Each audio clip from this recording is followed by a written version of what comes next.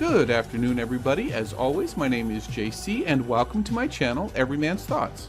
In today's video, we're going to break down episode 5 from the Amazon series Wheel of Time. There will be spoilers, so if you haven't seen it yet, please hit the subscribe button and come back later. With that, you've been warned, so let's get started. Episode 5 has me more conflicted than any other episode in the series so far. On the one hand, we finally got the character development and context we need to put that terribly disjointed opening scene from the first episode in its proper perspective. On the other hand, episode 5 also had some of the worst scenes of the series so far. We open with a very somber funeral scene in some of the best cinematography in the series we've seen so far. I haven't always been happy with the feel, so to speak, of the show, but this was well done. I enjoyed some of the angles they used in the contrast between the cold day and the bright sun. The entire scene set up the rest of the episode beautifully. Upon reflection on my second or third watch through, as we moved from the funeral to them traveling on horseback, I thought there was some well-placed foreshadowing here. The first thing we see is Stepan in isolation next to a riderless horse with his former mistress's boots. Obvious symbolism for the despair that he's going through, and the fact it's just not the kind of thing anybody else can help you with. You have to go through it alone. Later in the tower, just like in the horse trail earlier, his friends are right there, but they may as well be a million miles away.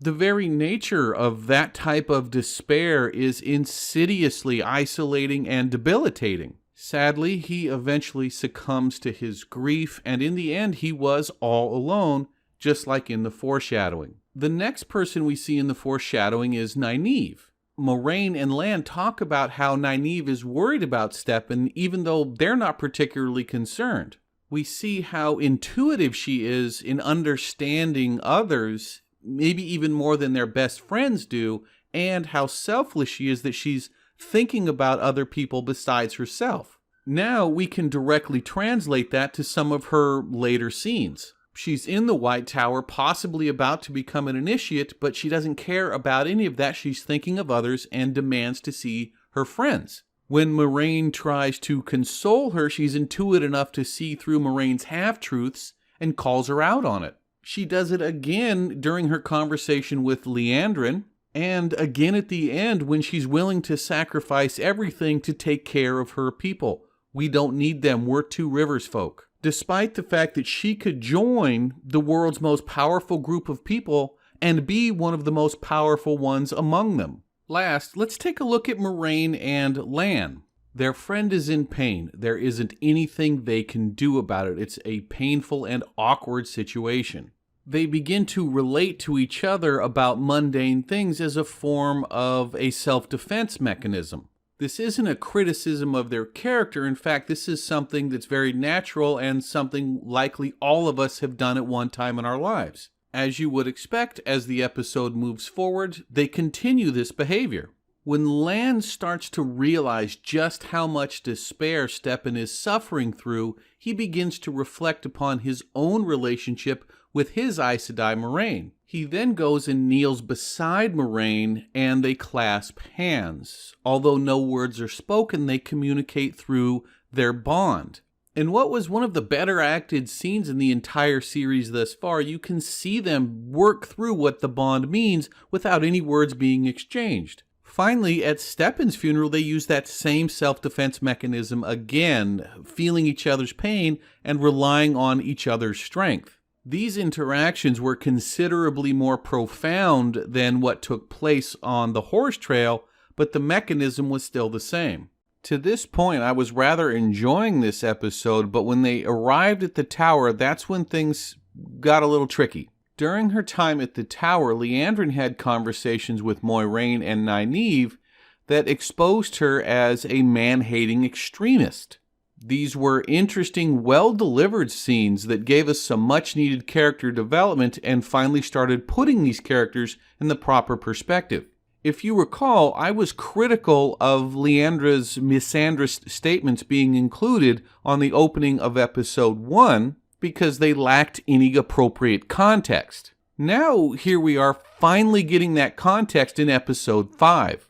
I hope that uninitiated viewers who haven't read the books didn't see the opening sequence from the first episode and have other aspects of the story irreparably diminished because of it. For instance, if the Wheel of Time world has an over-exaggerated sense of woman good, man bad, then Egwene's decision to pursue her own future at the expense of her relationship with Rand is no longer poignant.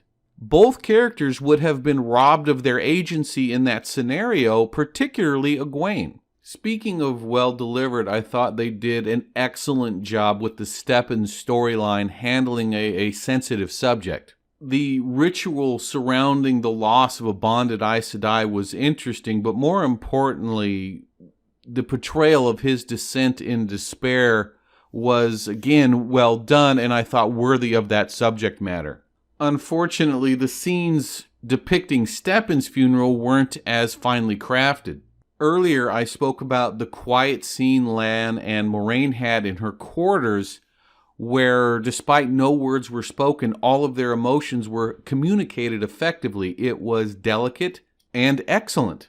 By contrast, the Steppen funeral scene between those two was badly overdone, that it approached on hammy, and, at least in my case, completely took me out of the scene. On the plus side, once again, Zoe Robbins delivered a superior performance, something that's just becoming a habit for her at this point. That's really all I wanted to say about the tower portion of the episode, except what a fantastic job, yet again, the set designers are doing, especially considering the budget that they had. As we move on to Mat and Rand, we are immediately confronted with the fact that Mat continues to slip into whatever it is that he's being affected by. We see him bark at a child for no reason, whereas up until this point his character's always been very gentle around children. He also has a very sickly anima about him, and he clearly isn't himself. Next, there was this scene that I think maybe a lot of people missed. Mat asked Rand about going to the tower, and Rand shined him on a bit about, needing to get some rest and getting cleaned up. To me, this was very clearly a lie, but I don't know if that came off that way to other viewers. To Rand's eye, Mat's issues are plain as day, or so he thinks, and I'm thinking he's assuming that if he can see them, so can everybody else. Remember that Tom warned Rand to keep Mat away from the Aes Sedai, otherwise they will destroy him, much like they did his nephew. All of this is reinforced when the pair watch Logain being humiliated for no other reason than to send a message. In fact, as they looked upon Logain, Mat even goes so far as to say, "Look, if I ever become like that, please kill me and I'll do the same for you." And here's poor Rand sitting there knowing that they're halfway down that street already. Moving along, just before the procession with Logain, we are introduced to the character Loial, the Ogier. I want to take a moment to acknowledge and give credit to showrunner Rafe Judkins. Several times on a variety of social media platforms, he came straight forward and told us certain sacrifices they were going to make because of time or budgetary concerns. For instance, warders don't have the multicolored cloaks, or we only see wisps of light surrounding the one power. Another one of these circumstances related to the appearance of the Ogier. Had they made them more book accurate, it would have required extensive CGI, which would have had the result of them reducing the number of scenes in which the Ogier appear due to the expense. In this case, of course, Loial specifically. I want to thank and acknowledge Mr. Judkins for just being straightforward with us fans and treating us like big girls and big boys. As he treated us with respect, I'm going to offer him that same respect in kind and understand the situation about the appearance of that character and just move on. I'm not going to lie, it really helps that Hamad Animashan, the actor who portrays Loial, delivered possibly the most brilliant performance of the series so far. Absolutely nailed the idiosyncrasies and affectations of what I had mentally envisioned for that character. Thank you. Interestingly, Loial refers to Rand as an Aielman because of the color of his hair. You'll remember this was referred to by Gleeman Tom in a previous episode. We probably haven't had the character development surrounding Rand that we should have, So this conversation maybe starts a mystery instead of feeding one that probably should already exist. Later, Loial just sort of pops up with Nynaeve, and they tried to explain that in the background a bit, but it felt like the whole thing was poorly edited due to severe time constraints. We know that Rand's in a bad situation. He doesn't want to take Mat to the Aes Sedai, but he doesn't really have any other options either. Nynaeve's presence changes that dynamic. In fact, she doesn't trust the Aes Sedai either. She basically says, we're two rivers folk. We don't need outsiders. We'll wait for Egwene and Perrin, and then we'll make some decisions.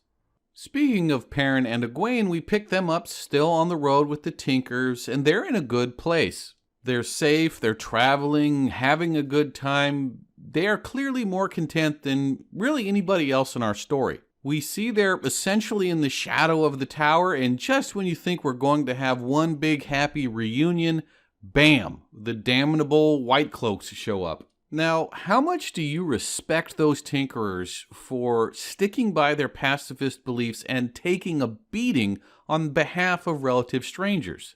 As far as the White Cloaks go, I really don't enjoy this storyline, and if it's going to stay like this, I hope this is the last time we encounter them. I know they're set up as characters we're supposed to hate, but when you have something that's just that buffoonishly evil and has no redeeming qualities, I don't hate them, I'm just annoyed by them and bored. Even Aemon Valda himself is a character that just hasn't really grown. By no means is this a criticism at the writers either, because I felt the same way about the White Cloaks in the books. Again, they just bored me. To the contrary, there was actually some clever writing here. Did you notice how on point Valda was with his rhetoric? Please, call me Child Valda. The authority doesn't come from me, it comes from the light. It sounds self-effacing, but in reality it's a power grab because he set himself up as the representative of the light. This is exactly the kind of wordplay or rhetorical device you would expect from a fanatic like this to confuse people into thinking there's more to them than what there really is, unless you actually stop and think. Unfortunately, Valda captures Perrin and Egwene, and instead of something new or interesting, he goes straight to torture. He gives poor Egwene an impossible choice. Prove to me you're a witch in Channel, I'll kill you and let your friend go. Hide your powers, I'll let you go and kill your friend. And for the cherry on top, he begins to torture Perrin right in front of her face as he slowly bleeds out. Imagine how terrified Egwene is here. Perrin is inconsequential. Nothing he does is going to change the circumstance. It's all on Egwene. Even if she is willing to lay down her life to save her friend, she doesn't know that she can channel even if she wants to. To add to the drama, in the background we hear the wolves howling, and we believe the wolves have some connection to Perrin. Egwene, trying desperately to save her friend's life, eventually finds her strength to weave the One power, which affords Perrin an opportunity to break free of his bonds.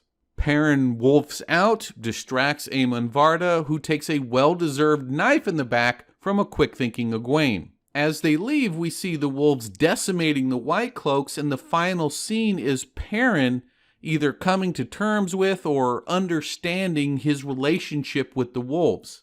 We already knew a little something about Egwene, but this scene announces both their presence as something special and, who knows, possible candidates for the Dragon Reborn. As we've said before, this show loves its foreshadowing and misdirection.